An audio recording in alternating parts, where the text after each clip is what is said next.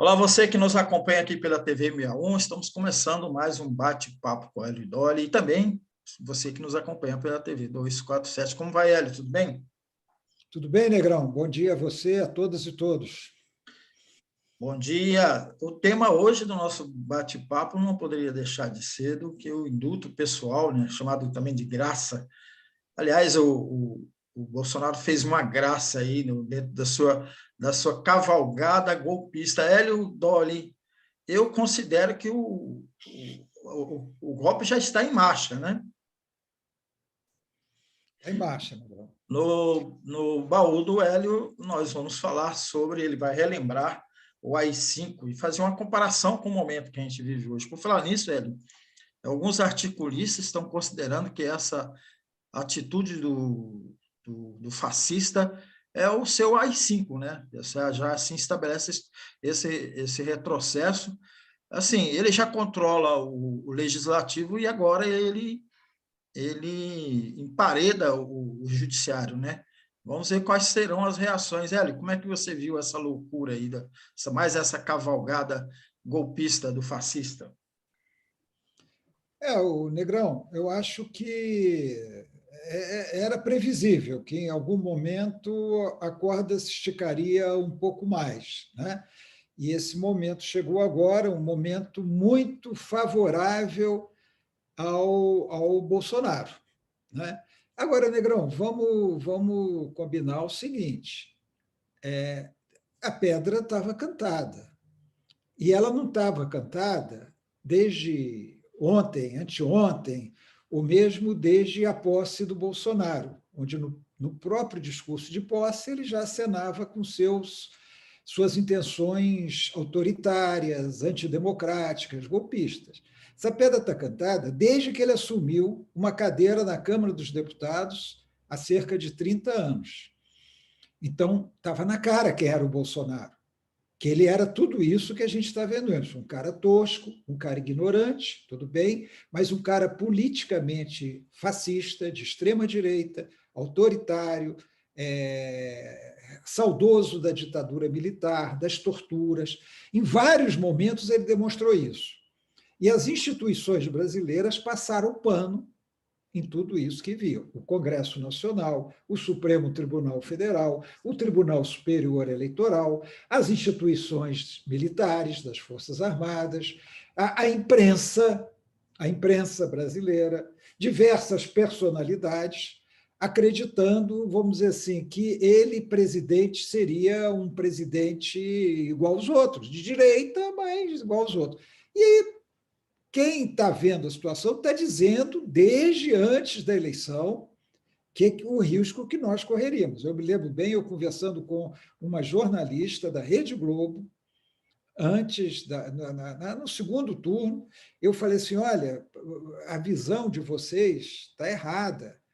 O risco do Brasil se tornar uma Venezuela com sinal trocado de direita é o Bolsonaro. Não existe o risco de se tornar uma Venezuela com sinal de esquerda pelo Haddad. Não é do espírito nem do Haddad, nem do PT, nem do Lula isso. Agora, é do Bolsonaro, só que com sinal trocado. E é isso que nós estamos vendo. É isso que nós estamos vendo. Quer dizer, o Bolsonaro, eu até tive uma conversa ontem com alguns jornalistas, e um deles dizia assim, não, o momento mais grave foi o 7 de setembro, o momento em que as instituições democráticas correram mais risco. Eu disse que não acho, eu acho que é agora, é esse. Por quê? Porque, como você disse aí, ele emparedou o Supremo Tribunal Federal. O Supremo Tribunal Federal tomou uma decisão por 10-1, e ele, no dia seguinte, antes que a decisão seja publicada, antes que a sentença transite em julgado, já concedeu um dispositivo constitucional da Constituição de 88 que nunca foi concedido a ninguém.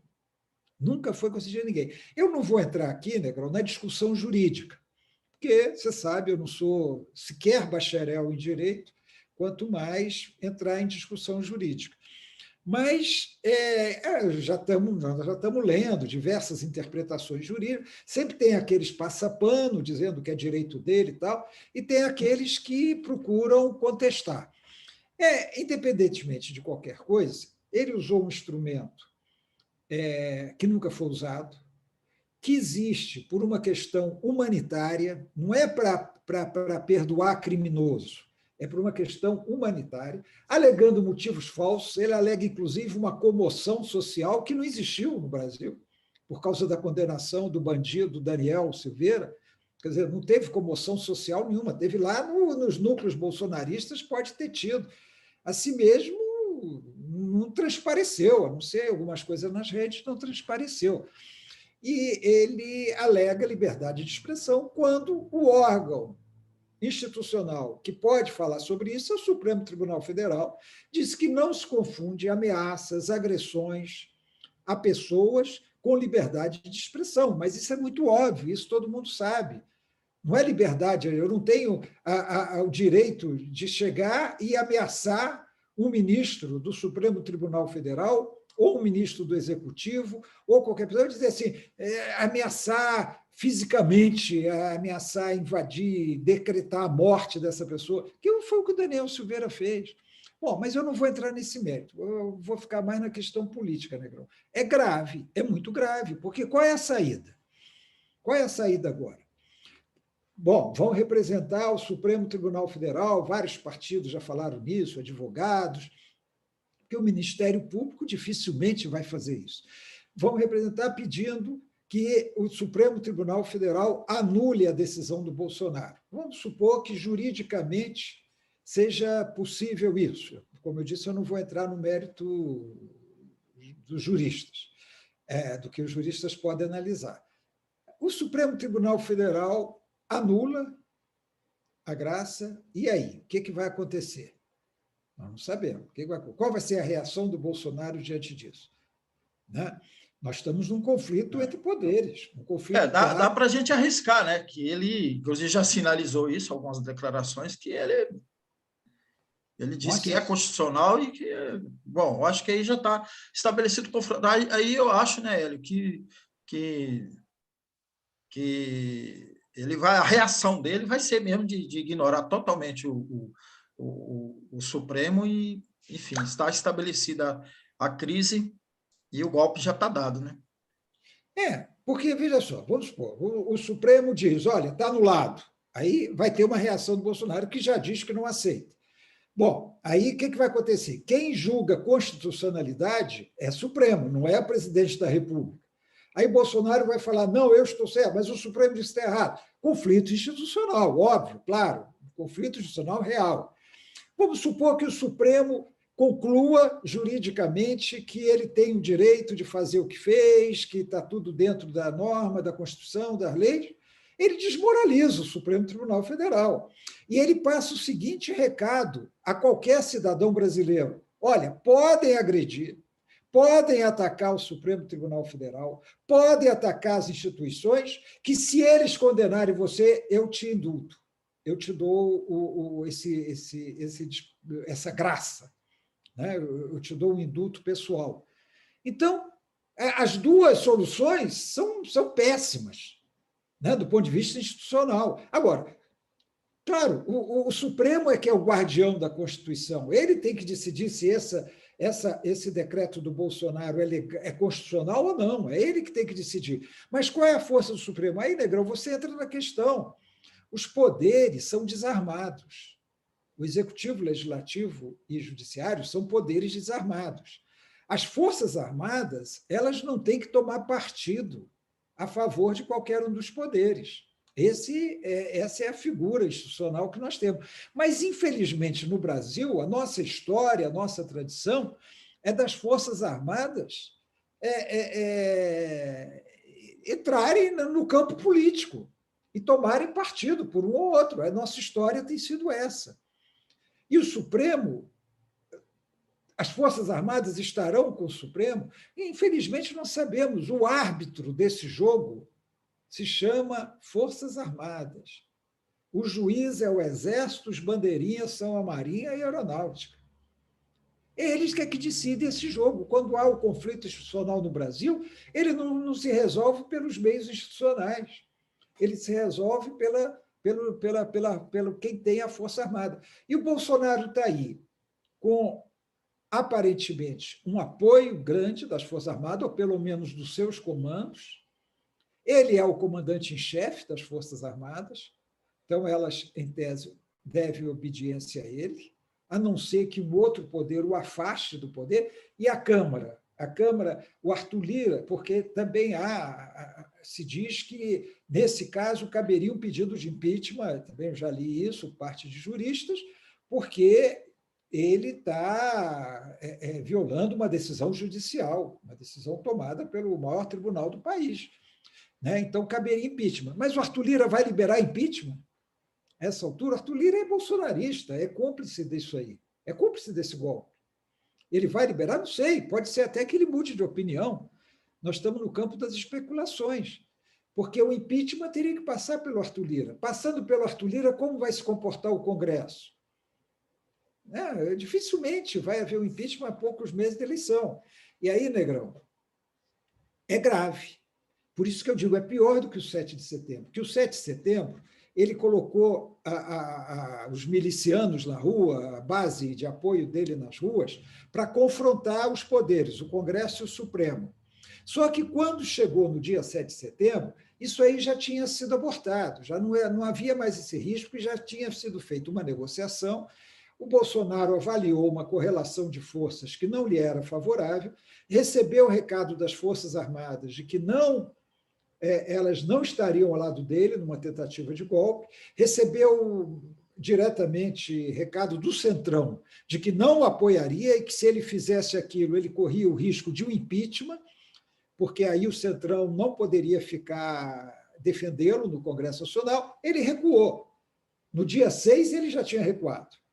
Houve a manifestação, mas não atentatória às instituições. Agora é mais grave. Agora é mais grave, porque está aí colocado. A sociedade vai ter que se manifestar. Agora, Negrão, deixamos chegar a esse ponto. Nós deixamos chegar a esse ponto. Aí vamos lá pegar só os mais recentes. Deixamos chegar a esse ponto quando o Arthur Lira foi eleito presidente da Câmara, com votos de petistas, com votos de deputados do PT, deputados da oposição, deputados de partido da oposição, inclusive dessa favorita ao governo de Pernambuco, que é a Marília Reis, que votou no Arthur Lira e teve o apoio do Arthur Lira para se eleger para a mesa da Câmara. As pessoas ficam querendo esconder esses fatos. Isso é grave, é grave. O comportamento dessa deputada é muito grave. Ela trocou um voto no bolsonarista, que segura os impeachments, que coloca a pauta bolsonarista na Câmara, em troca de um cargo na mesa da Câmara. Um cargo para nomear afiliados políticos e protegidos para esse cargo.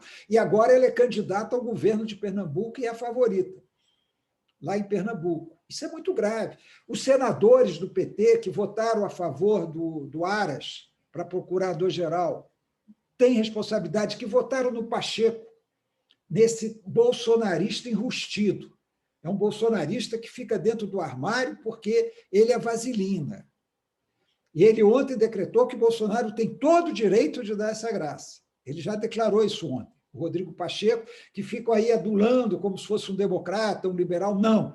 Rodrigo Pacheco é um bolsonarista que, ao contrário de Arthur Lira, não deixa isso explicitado. Aliás, está passeando em Portugal agora. Ele e o Randolfo Rodrigues, que também eu acho que faz um jogo aqui, faz um jogo ali, e entrou na coordenação do Lula, da campanha do Lula, não foi para ser coordenador da campanha do Lula, tinha medo de se candidatar a governador do Amapá. Tinha medo de se candidatar a governador do Amapá, inventou isso de ir para a coordenação política do Lula.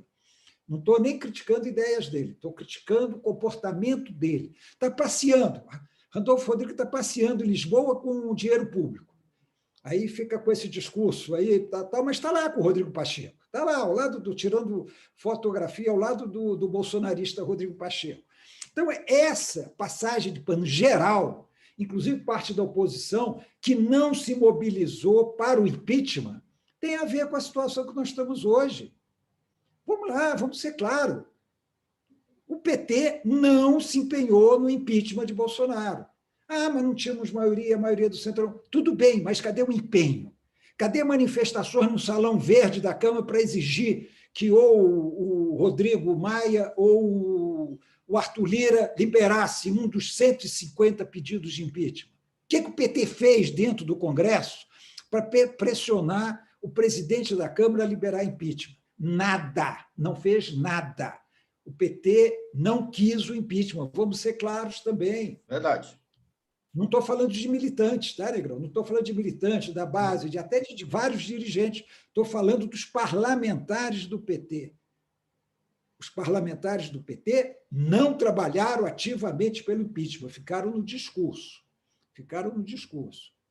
As manifestações pelo impeachment não receberam o apoio que deveriam receber. E os partidos da centro-direita, o que fizeram?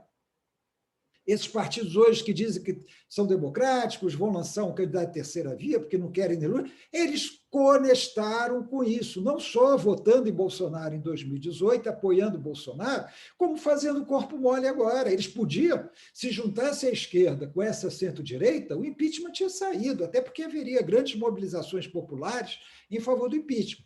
Mas aí passa pano, não, deixa o Bolsonaro seguir, deixa ele, nós vamos controlando, o Supremo Tribunal vai controlando, o Congresso vai controlando coisa nenhuma.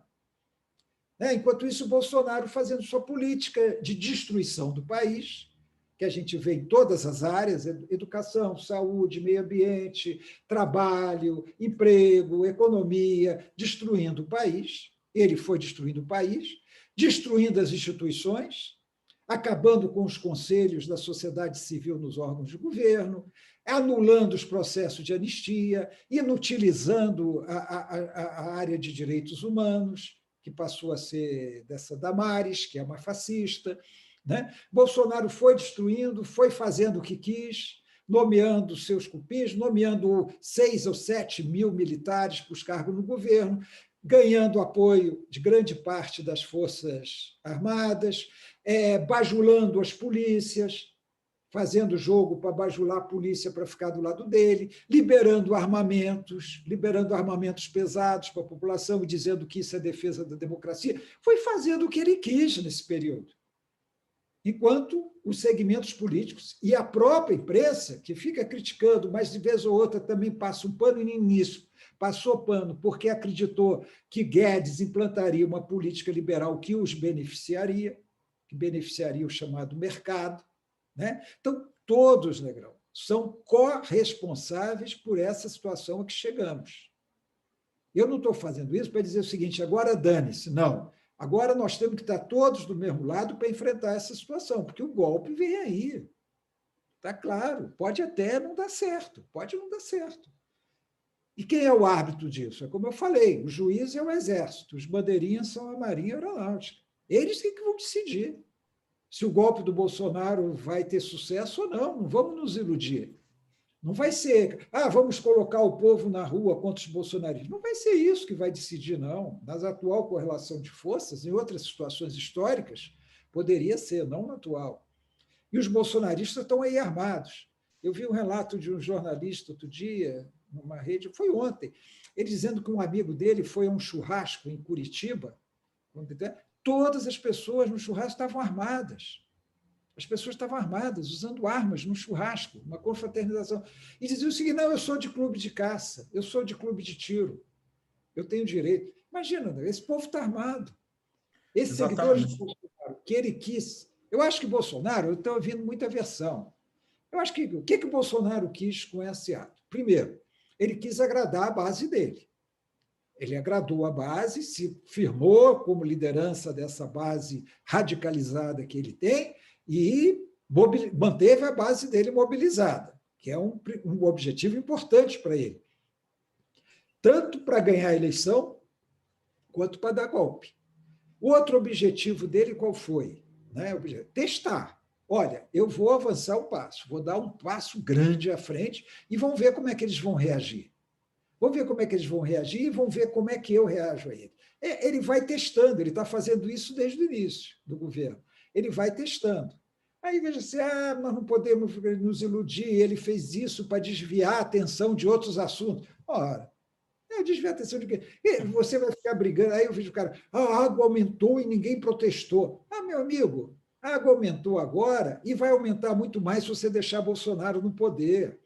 Sabe? Aí outro fala, o desmatamento continua. E vai aumentar se você deixar Bolsonaro no poder. Você tem que focar no principal. O principal é Bolsonaro. O resto é decorrência do que ele está fazendo. Ele não fez isso para desviar a atenção de nada. Teve até, desviar a atenção das investigações do Jair Renan. Para de bobagem, deixe de bobagem. É claro que tira o foco, é claro, mas isso é normal, sempre foi assim. Um fato se sucede ao outro, e o outro vai desaparecendo, depois volta. É assim, a dinâmica social é essa. Não dá para você falar assim, eu vou ignorar agora que o Bolsonaro está enfrentando o Supremo, porque o gás está aumentando, o desmatamento aumentando, ele está querendo, o Jair Renan está sendo investigado, ele está querendo tirar o foco. Isso é uma ingenuidade primária, né? Uma coisa primária. Não cabe, não cabe. Nosso problema principal é Bolsonaro na presidência da República, com uma base de apoio militarizada, armada e disposta a enfrentar as instituições brasileiras. E usando o discurso da democracia, que é o que ele usa, que o Daniel Silveira foi condenado por manifestar a sua opinião, que a Constituição permite a livre manifestação de opinião, que ele está defendendo a democracia, que o antidemocrático são os ministros do Supremo Tribunal Federal. Então, Negrão, é um momento de extrema gravidade que nós estamos tendo. Como vai se desenrolar? Eu sou incapaz de dizer. Eu espero que o Supremo consiga não só enfrentar essa situação, que o Congresso crie vergonha na cara. O Arthur Lira não vai criar. Arthur Lira é bandido, não vai criar vergonha na cara. Mas que o Congresso crie vergonha na cara e que Bolsonaro não consiga dar esse golpe, que a gente estejam enganados os que imaginam que as Forças Armadas estarão do lado do Bolsonaro numa tentativa de golpe. Seja um golpe antes das eleições, que fala assim, o golpe vai ser, a tendência seria essa. Perdeu a eleição, resiste, alega modelo Trump, alega fraude, alega que não é legítimo, resiste. Ele pode fazer isso antes. Ele pode questionar as eleições. É correlação de força. Se ele sentir que tem essa força, ele faz na hora que ele quiser. Vamos pôr isso na cabeça. E não tem manifestação popular que vai impedir, até pela desorganização da esquerda. Nós estamos vendo, vamos também ser claro, Negrão, nós estamos vendo nessas manifestações, pelo menos aqui em Brasília, uma grande desorganização dos setores de esquerda que as organizam. Né? Nós estamos vendo os conflitos, briga para falar 30 segundos, é ridículo ver militantes de esquerda, dirigentes de esquerda, brigando para subir num caminhão de som e falar o óbvio durante 1 minuto e meio, achando que com isso estão firmando posição. É o ego. Na verdade, eles estão agradando o seu ego político pessoal, porque não significa nada aquilo. Ficar repetindo o óbvio sobre o caminhão. Tudo bem, eu acho que tem que ter mesmo, tem que ter os discursos, mas ficar brigando, porque fulano falou, eu não falei, agora é minha vez, fulano falou antes, eu falei depois. O que está acontecendo é muito mais grave do que isso. E essa esquerda vai organizar manifestações populares para resistir a um golpe do Bolsonaro? Então, Negrão, é uma situação muito grave mesmo. Viu? Eu acho que essa e o que me causa indignação é que tudo isso era previsível, tudo isso foi previsto por várias pessoas, vários analistas, e imprensa, Congresso, parlamentares, inclusive de oposição, ministros do STF que impediram a eleição do Lula, ministros do TSE, alguns não estão mais lá, mas sacramentaram todos os abusos do Bolsonaro na eleição, nos levaram a uma situação como essa. Exatamente, Hélio. E eu sou muito pessimista, Hélio. Eu acho que a gente, se não tiver uma reação, eu acho que a esquerda não consegue colocar a gente na rua, não tem essa competência para colocar. Né? O máximo que vão os militantes ou um ou outros setores que estão entendendo o que está acontecendo. A esquerda não consegue, não mobiliza, a esquerda está sem povo, está sem base, os partidos de esquerda não têm base. Então, eu acho que pode sim, com certeza, as forças de esquerda se mobilizar, mas isso não barra o golpe. Eu acho que o que poderia, a nossa chance que teria aí, seria essas forças mais democráticas, não vou nem dizer os progressistas, mas esses setores aí, inclusive da chamada política mais tradicional, né, né? Já tem algumas reações, talvez uma outra cartinha do tema, que eu acho que também não vai funcionar.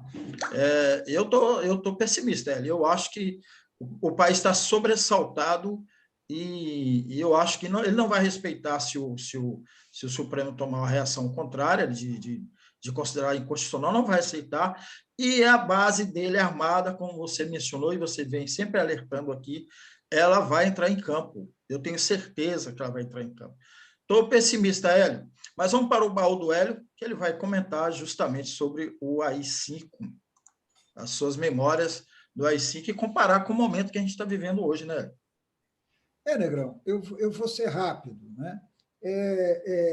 Até porque o nosso tempo avançou muito, mas veja só, Negrão, eu estou falando AI-5 porque é o seguinte, eu estou considerando que Bolsonaro no poder já é meia ditadura, vamos dizer assim, né? Nós já estamos num sistema de destruição do país, de imposição pela força, com instituições que não conseguem reagir a contento quanto isso. O Supremo Tribunal vinha reagindo, mas dentro de suas limitações institucionais, e agora está sendo confrontado.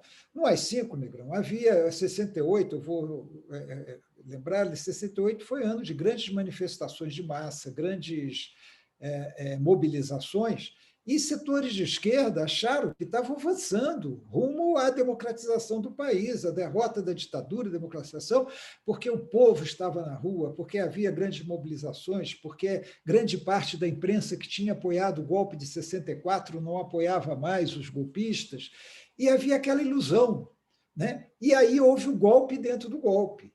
E como é que se deu esse golpe dentro do golpe? Se deu por um pretexto. Qual foi o pretexto? Um discurso do deputado Márcio Moreira Alves na Câmara, um discurso que passaria batido se os próprios militares não tivessem dado repercussão a ele, ao pedir à Câmara para que liberasse, autorizasse que o deputado Márcio Moreira Alves, do MDB, fosse processado. A Câmara teve dignidade de recusar o pedido. Veja só, não sei se a Câmara de hoje teria essa dignidade. A Câmara teve a dignidade de, em plena ditadura, recusar o pedido para processar um deputado, Márcio Moreira Alves, porque um discurso diferente, um discurso proferido na tribuna, um discurso proferido na tribuna em que ele não ameaçava ninguém. Ele criticava as Forças Armadas pela invasão da Universidade de Brasília e propunha aí uma maneira até meio, também eu acho meio infantil, dizendo que nas solenidades, nas festas das Forças Armadas, as meninas não deveriam dançar com os cadetes. Uma bobagem, na minha opinião. Mas, bom, mas ganhou um grande simbolismo na época. A Câmara negou. Qual foi a resposta, Negão? A Câmara negou, igual o Supremo agora pode negar. Por isso que eu fiz a comparação. O Supremo pode negar o indulto que o Bolsonaro deu. A Câmara negou o processo, saiu grande, principalmente o relator na Comissão de Justiça, deputado Djalma Marinho, que era da Arena, do partido do governo, que ele falou: ao meu rei dou tudo, menos a honra, e votou contra a licença. O que veio? Veio o AI-5. Por quê? Porque o Poder Executivo, na época, tinha o apoio das Forças Armadas. E não adianta você tomar decisões corretas, institucionais, se as Forças Armadas estão do outro lado. E é nisso que eu queria fazer. Então, a esquerda se iludiu, achando que aquelas mobilizações de 68 estavam num ponto em que a ditadura iria recuar, que a ditadura iria cair. Não, foi o contrário. Foi o contrário, houve uma reação. Por quê? Porque a correlação de forças não era favorável à oposição. A correlação de forças era totalmente favorável ao poder executivo, que era dominado pelos militares. Nós estávamos numa ditadura militar. E é isso que nós estamos correndo o risco agora. Eu também não estou otimista. Eu acho que há diversas saídas. É possível que o golpe não dê certo, que não aconteça, que Bolsonaro não tenha esse apoio das Forças Armadas. Mas, como eu disse, a grande parte de nossa esperança de uma situação melhor, Negrão, está no juiz e nos bandeirinhas, viu? Não está na população, nos torcedores, nos times que estão jogando. Nada disso. O juiz pode chegar e falar assim: olha, o time A está ganhando de 2-0, mas eu resolvi que a vitória é do B e está resolvido. Os bandeirinhas apoiam e ponto, e está resolvido. É isso aí que nós estamos hoje, viu, Negrão? Está aí a crise, né? A pior crise que a gente está vivendo, acho que talvez dos últimos anos aí, né? Que eu acho que vamos ver, né?